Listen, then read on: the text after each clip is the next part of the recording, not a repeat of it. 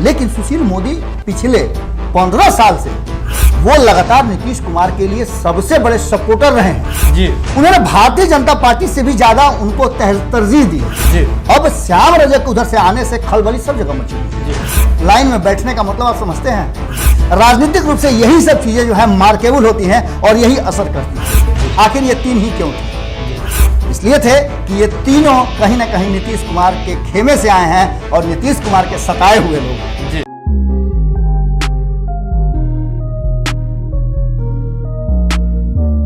नमस्कार, भारत लाइव देख रहे हैं आप और इस वक्त की एक बड़ी खबर आ रही है कि श्याम रजक के पाला बदलते ही उनका सिर्फ और सिर्फ पाला नहीं बदला है। अगर बात करें तो बहुत सारे नेताओं की जो है कद का जो ओहदा है वो भी बदल गया है। अगर बात करें बिहार में, बात करें बिहार की राजनीति में बात करें तो बहुत सारे ऐसे दलित चेहरे हैं जो नीचे चले गए या फिर ऊपर आ गए और धुकधुकी जो है वो दोनों खेमे में तेज हो गई है। अगर बात करें जेडीयू में भी तेज हो गई है और दूसरी तरफ जहां वो राजद में गए हैं वहां भी धुकधुकी तेज हो गई है। और कैसे तेज हो गई है ये तो बाबा बताएंगे। तो बाबा ये मुझे बताइए कि श्याम रजक के पाला बदलते ही लोगों का जो टेम्परेचर है वो कैसे उसमें हेरफेर हो गया है? सुमन, आपने देखा तो नहीं होगा जी। उस समय आप लोगों की शायद उम्र नहीं होगी या आपका जन्म भी नहीं हुआ होगा।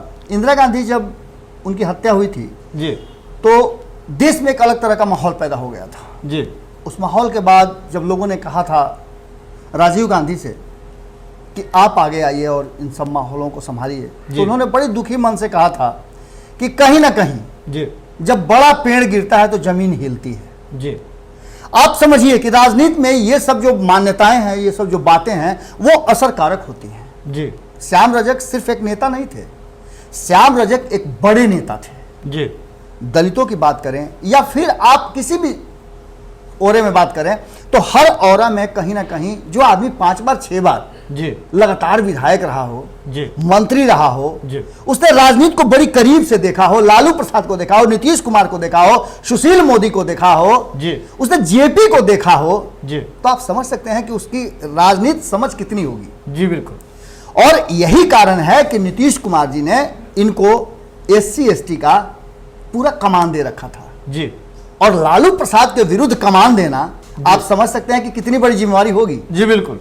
और इस जिम्मेवारी को अचानक से आप छीन लेते हैं, किसी उसको व्यक्ति को निकाल देते हैं, तो आपकी मानसिकता पता चलती है। जी। नीतीश कुमार के बारे में कहा जाता था कि वो एक आइडियोलॉजी वाले व्यक्ति हैं, जी, अपनी शर्तों पर राजनीति करते हैं और समझौता नहीं करते हैं। लेकिन पिछले 5-6 सालों में जो देखा गया है जी, सुमन, आपने वो देखा होगा। भले आपने इंदिरा गांधी की हत्या और राजीव गांधी ने क्या कहा था वो सुना होगा, लेकिन ये सारी चीजें, घटनाएं आप लोग के सामने से गुजर रही हैं। आप नई पौध हैं, आने वाले भविष्य के आप लोग बड़े पत्रकारों में से शामिल होंगे। जी।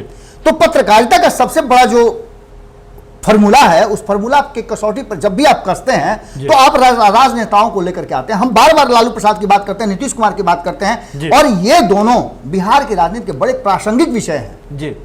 ये व्यक्ति नहीं रह गए हैं, ये एक विचारधारा हो गए हैं। भले ही नीतीश कुमार कहें कि बैठ लालू कौन है, भले लालू प्रसाद कहें नीतीश कौन है, जी, भले वो कहे कि झोला मेरा ढोता था सुशील मोदी, जी, लेकिन सुशील मोदी पिछले 15 साल से अगर 2 साल के कम के वक्त को छोड़ दे तो, जी, या फिर 2013 से 2015 के बीच का वक्त छोड़ दे तो, जी, वो लगातार नीतीश कुमार के लिए सबसे बड़े सपोर्टर रहे हैं। जी। उन्होंने भारतीय जनता पार्टी से भी ज्यादा उनको तरजीह दी है। जी। अब श्याम रजक उधर से आने से खलबली सब जगह मची हुई है। जी। सिर्फ आरजेडी और जेडीयू की बात नहीं करेंगे, ये खलबली कहीं ना कहीं परेशान कर रही है भारतीय जनता पार्टी को भी। क्योंकि भारतीय जनता पार्टी नीतीश कुमार के कंधे के सहारे, या फिर कहा जाए कि वो एक पतला सा महीन धागा है, उसके सहारे इस पार से उस पार होना चाहती थी। मतलब उसका यह सोचना था कि 2005-2010 में जिस तरह से बैतरनी यानी कि चुनावी रण में वो लालू प्रसाद को मात देकर के आगे बढ़ करके सत्ता में काबिज हो गई थी, उसी तरह से 2015 दोहराया न जा सके। जी। 2020 में वो पुनः सत्ता में जाए, और इसमें बड़ा एक झटका जो है कहीं ना कहीं ये श्याम रजक का पाला बदलना हो सकता है। कैसे बाबा? इसलिए कि श्याम रजक जब आए तो उससे पहले की राजनीति आप देख लीजिए। अशोक चौधरी कहां थे? जो अशोक चौधरी आपने देखा होगा कि लॉकडाउन और उसके इर्द गिर्द के समय में नीतीश के सबसे करीबी हुआ करते थे। अचानक से लॉकडाउन 1 और 2 खत्म हुआ और हाशिए पर चले गए थे। जी बिल्कुल। अशोक चौधरी का कोई पूछ नहीं हो रहा था, जी। क्योंकि आरसीपी और ललन सिंह वापस आ गए थे जी। और इनका कद घट गया और नए विजेंद्र यादव को जोड़ लिया गया। संजय झा जो लगातार नीतीश कुमार करीब थे वो भी दूर हो गए। मतलब एक दलित और एक सवर्ण दोनों को अलग करके ये दो नेताओं और तीन नेताओं ने अपना पूरा स्थान ग्रहण कर लिया और पूरी पार्टी उनके साथ पीछे पीछे चलना शुरू कर चुकी है। आपको याद होगा कि जिस तरह से प्रशांत किशोर को हटाया गया था, वो भी स्थितियां नीतीश कुमार के लिए बड़ा ऑकवर्ड स्थिति थी। श्याम रजक को नीतीश कुमार नहीं चाहते थे कि वो उनसे जाएं, लेकिन उन्हें जाना पड़ा। इसके पीछे बहुत बड़ी साजिश और बहुत बड़ी रणनीति थी। इन पूरी रणनीति को अगर देख लें तो कहीं ना कहीं आप ये मान के चलिए कि जहां जदयू को झटका लगा है, वही दूसरी तरफ आप एक चीज मान के चलिए कि कहीं ना कहीं भारतीय जनता पार्टी में भी खलबली है। मैंने जब संजय पासवान से बात किया था तो उनके मन में भी इस बात को लेकर के संशय था कि नहीं, श्याम रजक को आप छोटा नेता नहीं मान सकते हैं, दलितों के बड़े नेता हैं। लेकिन दूसरी तरफ आप देख लीजिए कि चिराग पासवान के लिए कितनी बड़ी समस्या होती जा रही है। चिराग पासवान को इसलिए जीतन राम मांझी को लाने का, जीतन राम मांझी को महागठबंधन छोड़वाने का एक बड़ा हेतु हो रहा है कि एक श्याम रजक के कारण पूरी मंडली जो है खलबला गई है। अब नीतीश कुमार को एक दलित नेता चाहिए और अशोक चौधरी वो कमी पूरा नहीं कर सकते हैं, क्योंकि चुनावी राजनीति में वो जमीनी चुनाव यानी वोटिंग करके नहीं आते हैं, वो एमएलसी हैं और चुनावी राजनीति में कितना प्रभावित करेंगे आप खुद समझ सकते हैं। एक नेता ऐसा चाहिए था जिसके पास जनाधार हो, जो लगातार जीतता आ रहा हो और दलितों का नेता कहा जा रहा हो। श्याम रजक वो थे। एक तो पक्ष ये हो गया और दूसरा पक्ष अगर आप पलट के जाते हैं इधर तो आप देखिए कि आरजेडी की स्थिति क्या है। आरजेडी में भी दुखी है। श्याम रजक जब तक उधर थे तब तक यहां आप देखे होइएगा कि कौन कौन से नेताओं की स्थिति बहुत अच्छी थी। शिवचंद्र राम की स्थिति क्या थी, वो टर्न करके बोलते थे, बार बार प्रेस कॉन्फ्रेंस करते थे। और कल जो प्रेस कॉन्फ्रेंस हुआ उसमें कहां थे वो? पीछे बैठ करके सुन रहे थे कि श्याम रजक क्या कह रहे हैं। हो सकता है कि वो मन महसूस करके इन सारी स्थितियों को बर्दाश्त कर रहे हो, लेकिन उनके कद घटने से धुकधुकी तो उनकी निश्चित रूप से बड़ी होगी। आपने देखा होगा कि कई नेताओं का मान सम्मान फिर वापस आ गया है। जिस तरह से रमई राम सबसे ऊपर की कुर्सी पर थे, पैनलिस्ट में शामिल थे। उदय नारायण चौधरी का एक बार फिर से दिन आ गया है और उदय नारायण चौधरी और रमई राम श्याम रजक को एक लाइन में बैठने का मतलब आप समझते हैं। राजनीतिक रूप से यही सब चीजें जो है मार्केबल होती हैं और यही असर करती हैं। आखिर ये तीन ही क्यों थे? इसलिए थे कि ये तीनों कहीं ना कहीं नीतीश कुमार के खेमे से आए हैं और नीतीश कुमार के सताए हुए लोग हैं। उदय नारायण चौधरी को अपने सर पे बिठा करके कभी नीतीश कुमार ने रखा था और अपनी राजनीतिक यात्रा शुरुआत की थी। आपको याद होगा कि विधानसभा के अध्यक्ष भी हुआ करते थे।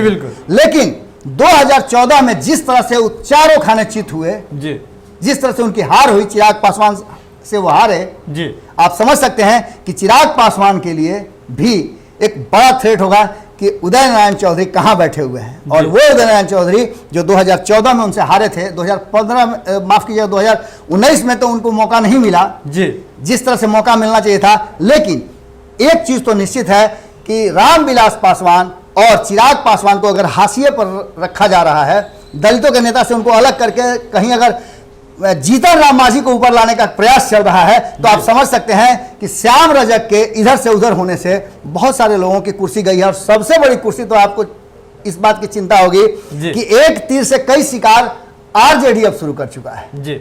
एक श्याम रजक को ला करके दूसरी तरफ आपने देखा होगा कि रामविलास पासवान के दामाद भी हैं अनिल साधु, जिनका भी कद बहुत कम हुआ है। SC ST के वो प्रकोष्ठ के वो अध्यक्ष भी हैं। और आप समझ सकते हैं कि श्याम रजक के आने के बाद जब उनको भी उस कुनबे में जगह नहीं मिलता है तो आप समझ सकते हैं कि श्याम रजक का कद कितना बड़ा है। और श्याम रजक, रमई राम और उदय नारायण चौधरी नीतीश कुमार के लिए कहीं ना कहीं खटक रहा होगा नीतीश कुमार को कि आखिर हम कहां फंस गए और क्या अशोक चौधरी और उनके अगल बगल के इर्द गिर्द के लोग इस पूरी लड़ाई में नीतीश कुमार को ऊपर SC ST के बीच में करेंगे।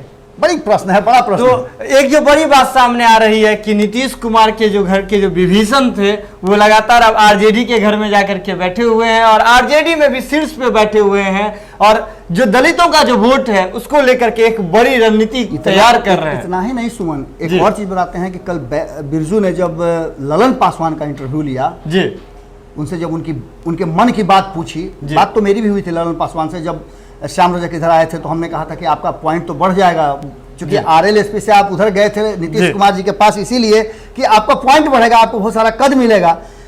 उनके मन में जो बातें थी कुंठा साफ नजर आ रही थी। और खास करके आपको बता रहे हैं कि श्याम रजक के जाने के बाद अशोक चौधरी भले ही एक स्टेप आगे बढ़ गए हों, लेकिन ऐसा कोई भी नेता दूर दूर तक नजर नहीं आ रहा है जो उनके फिल इन द ब्लैंक्स को भरे। और कहीं ना कहीं एक सेक्टर जो है जो निर्णायक होने वाला है इस बार, कारण कि आप समझ लीजिए कि ये वर्ग वोट देने जरूर जाता है।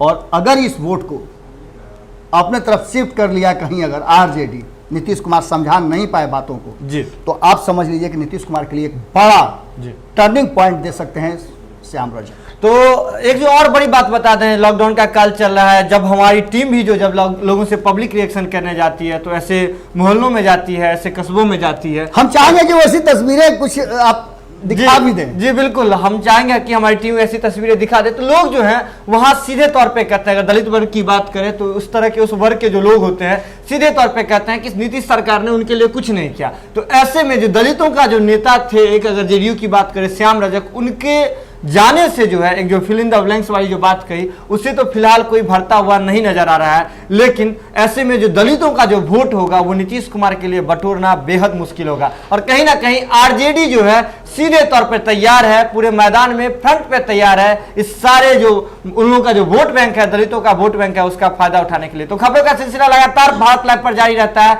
अभी तो खबर की शुरुआत हुई है, तो बने रहिए आज हमारे साथ दिन भर। तब तक के लिए दीजिए इजाजत, नमस्कार। बढ़ाएं अपना कदम सक्सेस की ओर शिखर करियर इंस्टीट्यूट के साथ। शिखर करियर इंस्टीट्यूट पूर्वी भारत में एकमात्र कोचिंग संस्थान जो एक्सक्लूसिवली है मेडिकल एंट्रेंस एग्जाम के लिए।